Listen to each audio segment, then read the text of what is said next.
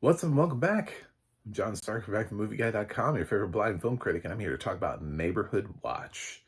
Just dropped, and you should watch it. You should. I'm actually recommending this, like straight up at the beginning of so click like and subscribe so that we can get through the rest of the review. Because I've already kind of revealed my cards in that I liked Neighborhood Watch. To be fair, I like the actors, so I was inclined to like the movie going in. Like, there are things that always sort of work in your favor. You like the actors, you like the directors, you like the plot, you like the IP that the thing is based off of going into it. Admittedly, I'm a member of Film Independent, so I got an email letting me know that Neighborhood Watch was out. And it was like Jeffrey Dean Morgan and Jack Quaid. And I was like, Jeffrey Dean Morgan and Jack Quaid made a movie and nobody knows about it. What the shit? So yeah, I rented it, and because it had audio description too, which was great. I don't know why this film just landed with like this is like a silent but deadly fart of a film. It's fun. It's odd. It's very much its own thing. It's unique. It's not perfect, but it tries. It's actually trying to do something.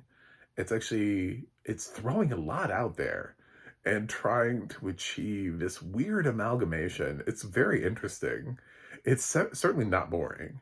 Like, I was never bored during this movie. It's not perfect. Do not put that on me. Don't you put that evil on me. But uh sometimes we just need to be entertained by something that feels just a little bit original, like a little bit like we haven't seen quite this formula before, you know?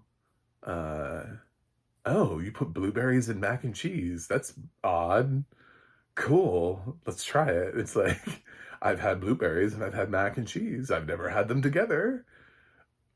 Let's try it out. That's kind of what this feels like. It feels like two things that you're like, I don't know. Okay.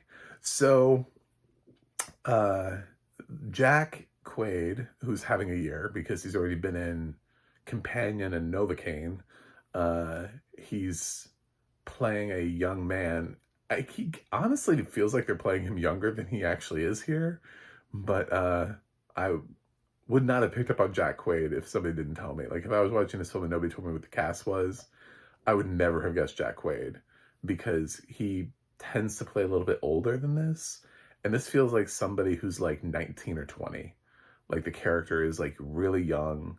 There's a mention of his older sister played by Malin Ackerman, who is earning some money kind of to take care of him. Like, he's had some problems in the past. He keeps slipping in and out of reality. He keeps seeing an old man sitting there sort of making fun of him, and he's not really sure if the things that he hears or sees is real. Um, so he's suffering from a little bit of a mental health problem, but he's trying to, get a job and be a part of society.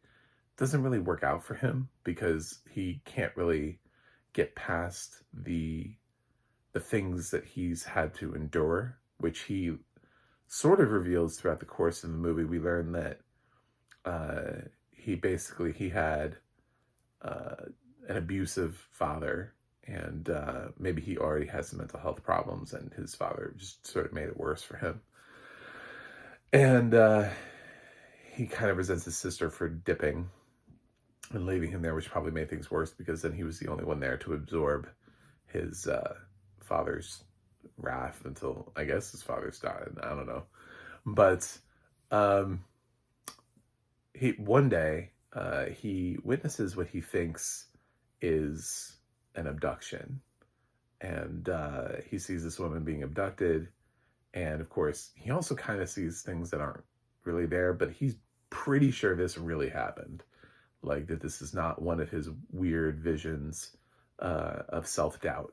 A lot of his visions have to do with like self-doubt and somebody telling him, yeah, he's not good enough and you suck at life and that kind of thing. So it's pretty certain that he didn't manifest an abduction. Um, and he wants to do something, and he just doesn't know really where to start because he doesn't really have This is not a man with a particular set of skills. It's the complete opposite. This is a man with no particular set of skills, and nobody will believe him because they know that he has had mental health problems in the past, so he can't complain to the cops because the cops are like, I don't believe you. There's one person who will, and that's this like gung-ho, like hard ass, played by Jeffrey Dean Morgan, who is a former like campus security guard, who won't let his job go. Like they've already fired him from the job, and he keeps showing up and like doing it and like trying to talk about like, yeah, we need to do this and and they're like, dude, we fired you. I mean, he ends up being right. Like he does catch a kid who's like stealing, and in the opening sequence, so you see that he is good at his job. He's just maybe a little overly aggressive, which is probably why he takes his job super seriously. Um, Sort of like a dramatic take on Paul Blart. Like Paul Blart took his job really seriously too, and it was made for sort of a hilarious result. He takes his job seriously, but it's made to make him look a little bit more like I don't know, maybe like he also is a little bit of a head case, I guess you could say. Uh, but he is the only person who will listen to Jack Quaid's character. So the two of them team up and go on this very odd journey to try to find the woman who was kidnapped. And neither of them, he doesn't really have a particular set of skills, but he actually sort of does.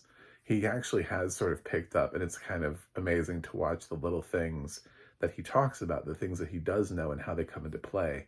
He'll mention something. The film is really good about mentioning something very casually that you don't think is important and then making it important later on.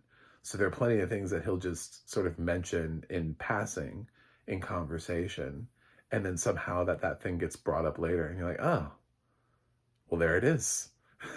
And it does that really pretty well. There are things that really feel like they're just sort of these incidental comments that he makes, but it uses all of them.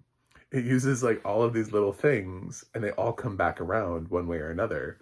So it's the most recycled movie because it doesn't let anything go to waste. It's like, well, I mentioned that, so we might as well go ahead and use it at some point. And I liked it. I don't know what I don't know. I was kind of fascinated by it. It doesn't play beat for beat like you think this movie would. It doesn't go exactly to every place because these two people are not they're not professional detectives. Even though Jeffrey D. Morgan would probably love to be one, he's not. He has some set of skills, but he's not John Wick. He's he's not. He's just sort of aware of how some things work, and he can kind of carry Jack Quaid through this investigation that they're doing that they're not really supposed to be doing because nobody has any sort of legal jurisdiction, and things get complicated and a little violent, and there's some violence here. Yeah, I'm not gonna lie. I'm sure it's rated R. Like I'm without having actually paid attention to the rating at all. So, if you like either one of these actors, you'll probably like the movie because it spends a ton of time with Morgan and Quaid, and they already are on The Boys together, and so they already have a rapport, even though Morgan's screen time on The Boys is largely matched with Carl Urban. I'm sure him just simply being on set with Jack Quaid means that these two know each other. So, this is a recommend. I like the movie. The audio description on this is done by Audio Eyes. It's written by Sean Boggs and narrated by Nicole Cirillo. And I was surprised to see her on this. And the funny thing is, when I went to Neighborhood Watch and I looked, I clocked Nicole And I don't know how she's doing it, but she's killing the game. She's got IMDb creds, y'all. She's credited as audio description for this movie.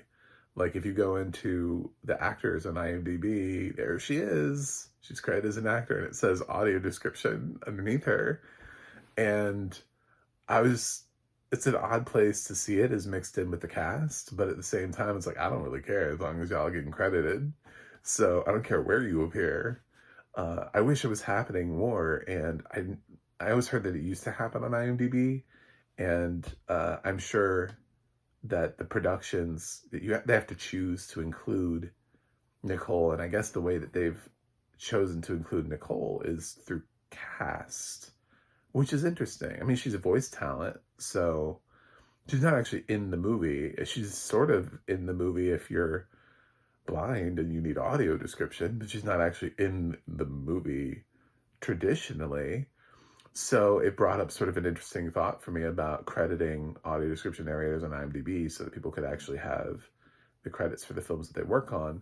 The problem with that can be that sometimes the studios are really bad about remembering that they ever paid for an audio description track, and they pay for more audio description tracks. It's happened before. I've literally talked to people who they're asking me, because they're like, oh, I worked on a project. I worked on that.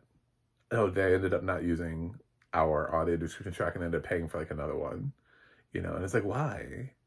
Like, why is that? Like, what was the original? Why are we can't even get, there's so many movies out there and TV shows that don't even have an audio description track. Why? Because that's money that you could have used to pay for a whole other thing, an entity, to have audio description, which is why it's so important that studios pay attention to the accessibility they've created and have it travel, so that you don't have to keep repaying to remake audio description.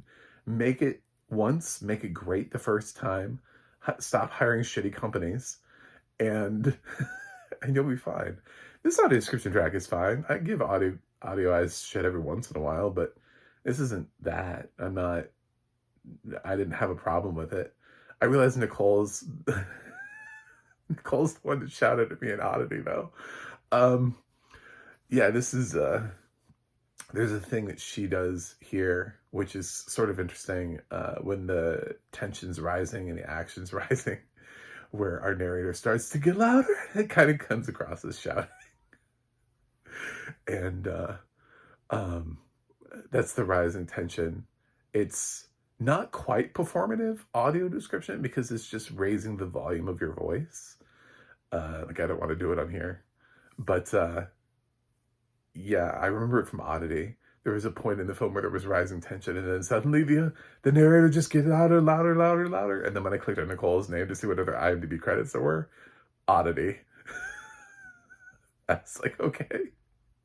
And I love Nicole. I mean, she's great. We've talked. She did a panel for me on.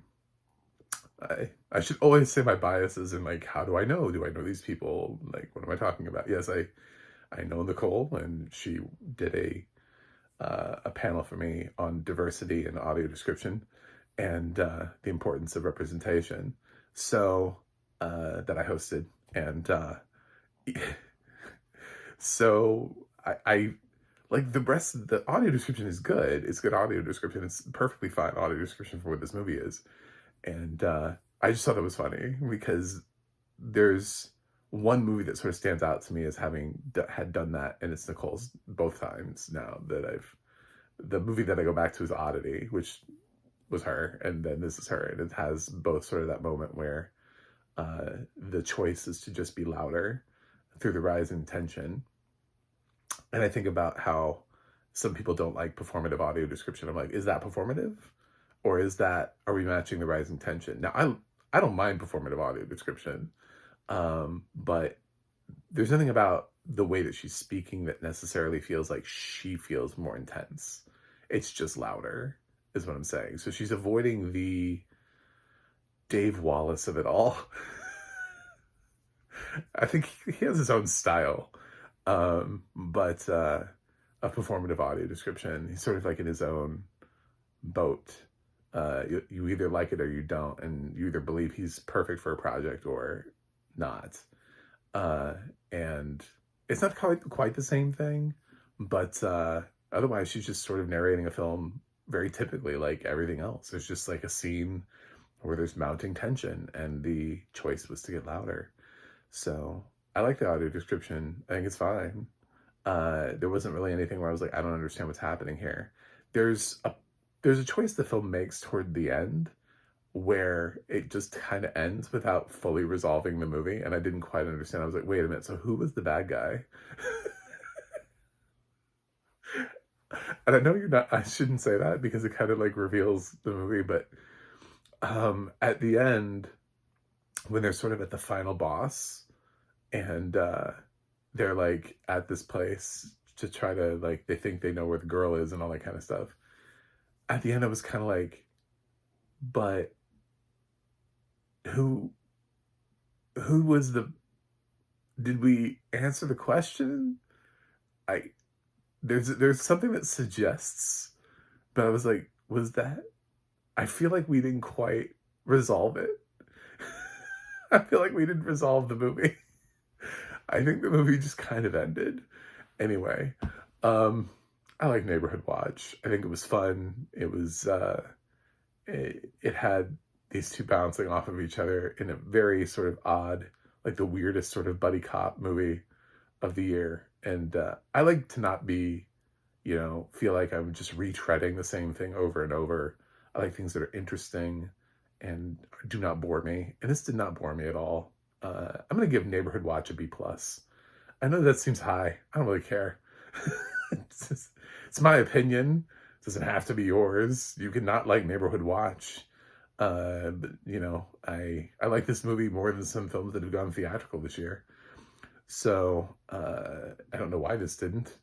Probably, I guess, did we not have enough faith in Jack Quaid after two movies? Like he wouldn't be able to follow up Novocaine and Companion with a third theatrical? I don't know.